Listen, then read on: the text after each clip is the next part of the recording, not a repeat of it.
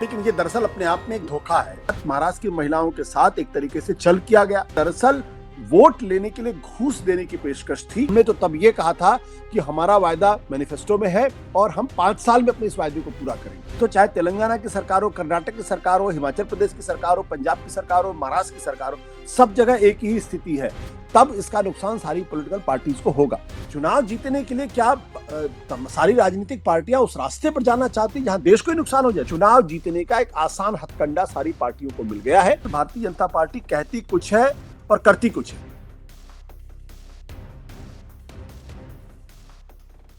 नमस्कार, मैं हूं अंकुर और आप देख रहे हैं सत्य हिंदी का विशेष कार्यक्रम आशुतोष की पैनी नजर। कार्यक्रम में आशुतोष जी खबर की खबर लेकर असली खबर बताते हैं।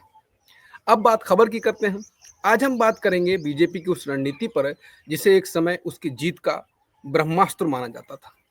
हाँ, हम बात कर रहे हैं महिलाओं के लिए योजनाओं की। दिल्ली से लेकर मध्य प्रदेश और महाराष्ट्र तक बीजेपी ने महिलाओं को लुभाने के लिए कई बड़े ऐलान किए। लेकिन अब सवाल यह है कि क्या बीजेपी इन योजनाओं को पूरा कर पा रही है? अगर नहीं, तो क्या बीजेपी की हार का कारण यही योजनाएं बन सकती हैं? दरअसल महाराष्ट्र चुनाव में बीजेपी ने महिलाओं को लाडकी बहन योजना के तहत 1500 रुपए के बजाय 2100 रुपए महीना देने का वादा किया था। लेकिन अब बजट पेश हो गया जिससे साफ हो गया कि लाडकी बहन योजना की राशि में कोई बढ़ोतरी नहीं की गई। इसके साथ ही इस योजना के लिए पिछले साल से 10,000 करोड़ रुपए कम कर दिए गए। साल 2024-25 में इस योजना के लिए 46,000 करोड़ रुपए आवंटित किए गए थे। अब 2025-26 के लिए ये राशि घटकर 36,000 करोड़ रुपए कर दी गई। इसके बाद सवाल ये है कि क्या महिला वोटर्स के लिए बनाई गई योजनाएं सिर्फ चुनावी वादे थे या जमीन पर उतारने की बिना रणनीति के चुनाव में जुमला फेंक दिए गए थे? क्या बीजेपी की यह रणनीति, ये ब्रह्मास्त्र अब उसके खिलाफ जा सकता है? आज हम इसी सवालों का जवाब तलाशेंगे आशुतोष जी के साथ और चर्चा शुरू करते हैं। आशुतोष सर, बीजेपी ने जो महाराष्ट्र में वादे किए थे, दिल्ली में वादे किए, मध्य प्रदेश में वादे किए, अब उसकी जीत का एक हिसाब से ब्रह्मास्त्र माना जाने लगा। दिल्ली चुनाव से पहले भी कहा जाने लगा। अब महाराष्ट्र में उसने दिखा दिया है। पहले तो वादे किए चुनाव के दौरान, कुछ किस्तें भी दी, लेकिन अब तो योजनाएं भी घटा रहे हैं और नाम भी काट रहे हैं लाखों के। आप क्या कहेंगे इस पर? क्या उनका ये ब्रह्मास्त्र अब उनके ही खिलाफ जा सकता है? देखिए, ब्रह्मास्त्र पे तो थोड़ी देर बात करेंगे, लेकिन ये दरअसल अपने आप में एक धोखा है। धोखा इसलिए है क्योंकि आपने चुनाव के पहले तमाम महिलाओं से ये कहा और बड़े जोर शोर से कहा कि जब हमारी सरकार बनेगी तो हम अपनी जो राशि है वो 1500 से बढ़ा के 2100 कर देंगे और सारी महिलाओं को देंगे। तब तो आपने ये नहीं कहा था कि हम चुनाव जीतने के बाद हमारी स्थिति ठीक नहीं होगी और हम इसके लिए एलिजिबिलिटी क्राइटेरिया तय करेंगे, यानी महिलाओं की योग्यता को तय करेंगे कि कौन महिलाएं इस राशि के योग्य हैं और कौन महिलाएं इस राशि के योग्य नहीं है। ये बात पहले तो नहीं बताई गई। अब जब चुनाव हो गए, भारतीय जनता पार्टी को जबरदस्त तरीके से बहुमत मिल गया और उनकी जीत का बहुत बड़ा श्रेय इस लाडकी बहन योजना को दिया जा रहा है, तो चुनाव के बाद कायदे से भारतीय जनता पार्टी को ओब्लाइज्ड होकर और वहां की जो सरकार उसको ओब्लाइज्ड होकर सारी महिलाओं के लिए अपने खजाने खोलने चाहिए। लेकिन ये सरकार में आने के बाद अब उनको ये लग रहा है कि अगर हमने खजाने खोल दिए तो महाराष्ट्र की उनकी सरकार दिवालिया हो जाएगी, कंगाल हो जाएगी। तो प्रश्न इस बात का उठता है कि जब आप शुरू में जब आपने वायदे किए थे, क्या तब आपने होमवर्क किया था या नहीं होमवर्क किया था? और उस वक्त तो होमवर्क इसलिए भी करना चाहिए था क्योंकि आप खुद सरकार में थे।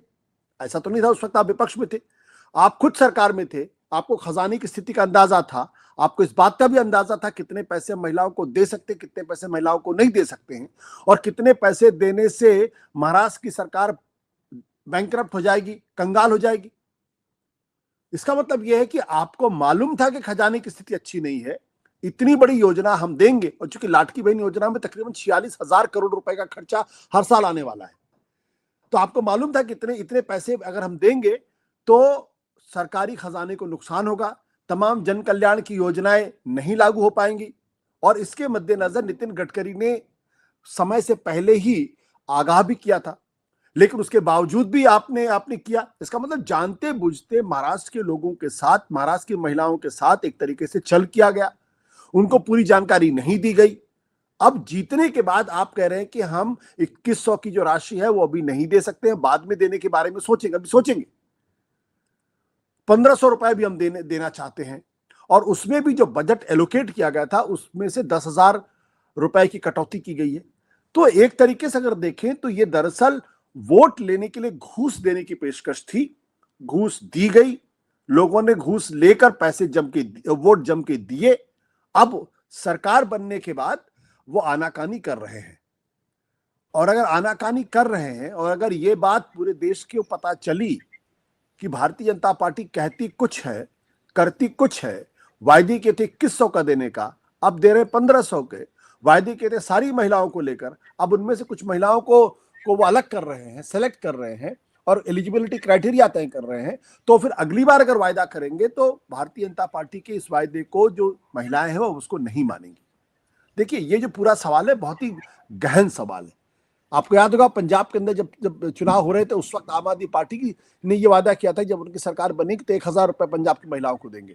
तकरीबन 3 साल के आसपास हो चुके हैं, अभी तक आम आदमी पार्टी की सरकार 1,000 रुपए महिलाओं को नहीं दे पाई है, प्रतिमाह नहीं दे पाई है। जब जब उनसे सवाल पूछा जाता तब तो वो कहते हैं हमने तो ये नहीं कहा था कि उसी वक्त हम अपने वायदे को पूरा करेंगे, हमने तो तब ये कहा था कि हमारा वायदा मैनिफेस्टो में है और हम 5 साल में अपने इस वायदे को पूरा करेंगे। यानी वहां भी एक तरीके से महिलाओं को धोखा देने की कोशिश की जा रही। होगा ये कि चुनाव के 3 महीने पहले, 4 महीने पहले, 10 महीने पहले वो 1,000 रुपए महिलाओं के खाते में चले जाएंगे। महिलाएं भी इस बात को लेकर खुश हो जाएंगे कि चलिए कुछ तो पैसे मिले, और फिर उसके आधार पर वो वोट मांगेंगे। तो चाहे पंजाब का हिसाब हो, चाहे मध्य प्रदेश, चाहे महाराष्ट्र का हिसाब हो, और अब दिल्ली का भी वही हिसाब दिखाई पड़ रहा है कि दिल्ली के अंदर भी ये कहा गया कि हम 2,500 रुपए देंगे। जब आम आदमी पार्टी ने कहा हमारी सरकार बनेगी तो 2,100 रुपए देंगे, अब बीजेपी ने कहा हम 2,500 रुपए देंगे। यानी वो 2,100 रुपए दे रहे थे तो उन्होंने कहा 2,500 रुपए देंगे। क्यों आप 2,100 2,500 की बात कर रहे थे? भाई, महिलाओं को जितनी जरूरत है अगर आप उसके हिसाब से बात करते तो चलो कुछ समझ में आती। कोई वेलफेयर स्कीम लॉन्च करते तो भी बात समझ में आती।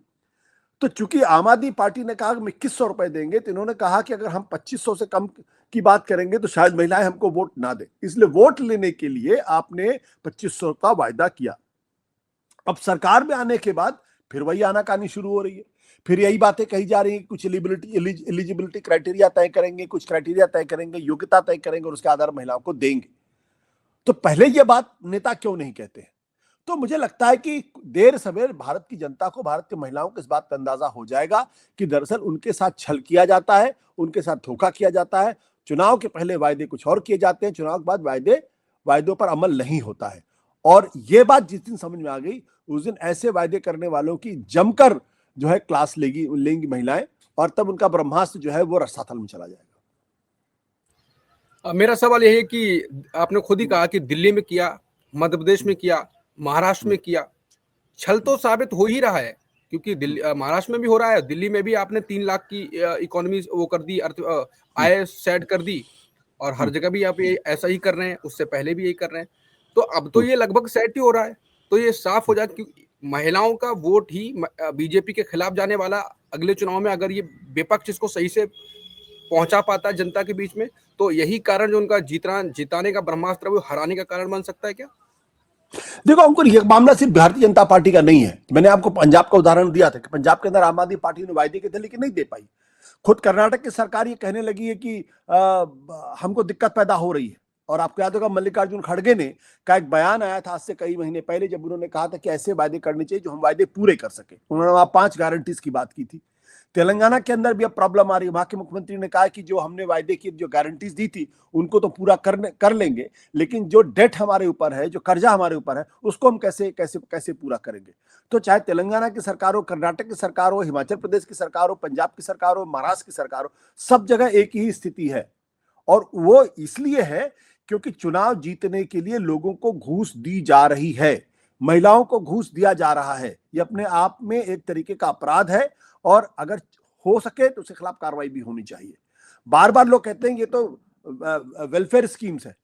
वेलफेयर स्कीम चुनाव के पहले आप क्यों करते हैं? आज आप सरकार के अंदर है, आप 5 योजनाएं घोषित करिए जिसके आधार पर महिलाओं के कल्याण की बात की जाएगी, उनकी शिक्षा की बात की जाएगी, उनकी सोशल सिक्योरिटी की बात की जाएगी, और उनकी तमाम जो दूसरी जरूरतें हैं उसको पूरा करने की बात की जाएगी, महिलाओं के लिए अवसर देने की बात की जाएगी।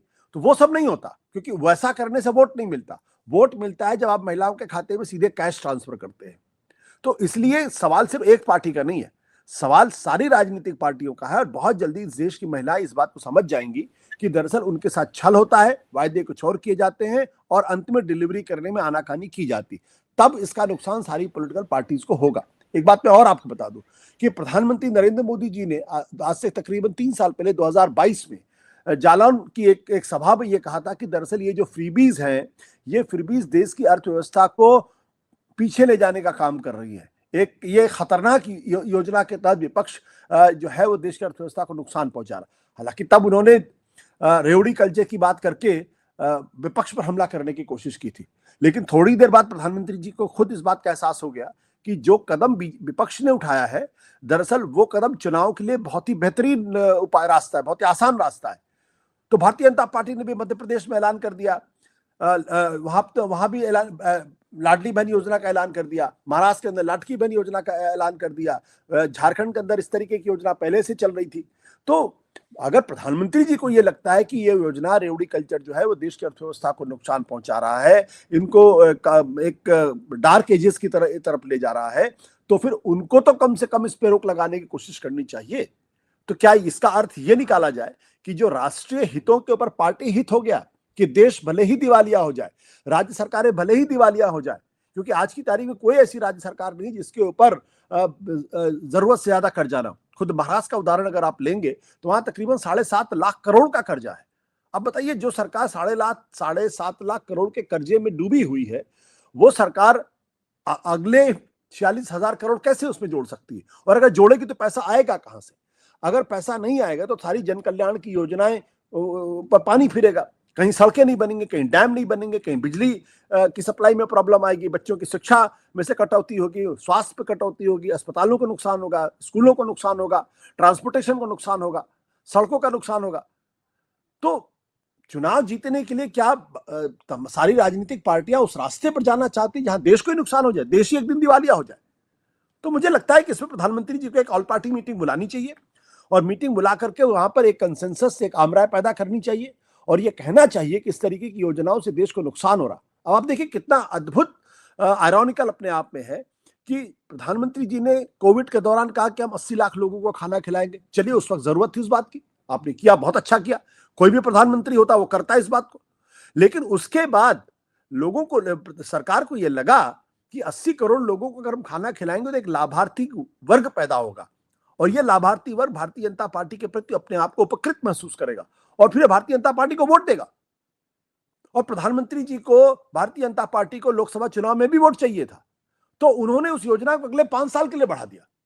अब आप बताइए, वो जो योजना कोविड के लिए शुरू हुई थी उसको अगले 5 साल आपने क्यों बढ़ा दिया? तो इसका मतलब एक कि इस देश के अंदर 80 करोड़ लोग वो हैं जो दरअसल भुखमरी की कगार पे हैं और अगर सरकार उनको खाना ना दे तो वो जीवित नहीं रह सकते या अपना परिवार नहीं चला सकते हैं। दूसरी बात यह है कि प्रधानमंत्री जी बार बार दावे करते हैं कि देखिए हमने देश से इतने 20-25 करोड़ लोगों को गरीबी की रेखा से हटा दिया, अब इस देश के अंदर गरीब जो है खोजने से नहीं मिलते। आपने खुद ही मान लिया कि 80 करोड़ लोग जो है इस देश के अंदर गरीब है, तभी तो उनको आप खाना दे रहा है। उनको आपके घर पे कोई क्या अनाज आ रहे हैं क्या सरकार की तरफ से? या मेरे घर में तो नहीं आ रहे। तो 80 करोड़ लोग इस देश के अंदर गरीब है। तो ये सब कुछ दरअसल सिर्फ इसलिए हो रहा है क्योंकि चुनाव जीतने का एक आसान हथकंडा सारी पार्टियों को मिल गया है और उसके बहाने वो लोगों के साथ छल कर रहे हैं, लोगों को बेवकूफ बनाने का काम कर रहे हैं। बिल्कुल, आपने सब कहा कि सभी पार्टियां ऐसा कर रही हैं, आम आदमी पार्टी भी कर रही है, कांग्रेस ने भी ऐसे ही वादे किए, लेकिन जिसने सबसे ज्यादा फायदा उठाया इन जुमलों का, इस छल का, वो थी बीजेपी। आपने खुद कहा कि मोदी ऐसा करते थे, लेकिन मोदी ने ही अब ऐसा किया। उसका फायदा उनको हर जगह मिला, दिल्ली में मिला, मध्य प्रदेश में मिला, महाराष्ट्र में मिला और बाकी जगह भी करेंगे उसमें भी उनको मिलेगा। तो सबसे ज्यादा नुकसान भी तो बीजेपी को क्या नहीं होगा कि बाकी पार्टियों को तो होगा नहीं, वो तो कुछ कर नहीं पाई। तो मेरा सवाल बिल्कुल होगा नुकसान। मैं आपसे ये कहलवाना चाह रहा हूँ कि अगर ये सही है जो मैं कह रहा हूँ कि सबसे ज्यादा नुकसान बीजेपी ने महिला वोटर से फायदा उठाया, बीजेपी को ही उससे जीत मिली, बीजेपी को ही उससे हार मिलेगी क्या? आखिरी सवाल। नहीं, देखिए, अगर ये इन्होंने इसमें कोई परिष्कार नहीं किया या इसमें कोई सुधार करने की कोशिश नहीं की तो फिर एक इंप्रेशन ये जाएगा कि दरअसल भारतीय जनता पार्टी कहती कुछ है और करती कुछ है। इनके वायदों पर यकीन मत करिए। तो अगली बार कुछ भी बड़ी योजना किसी भी जो सदिच्छा के साथ भी अगर करेंगे तो लोग उस पर यकीन नहीं करेंगे। इसलिए ये खतरनाक है और खुद बीजेपी के के लिए ही नुकसानदायक साबित होने वाला है।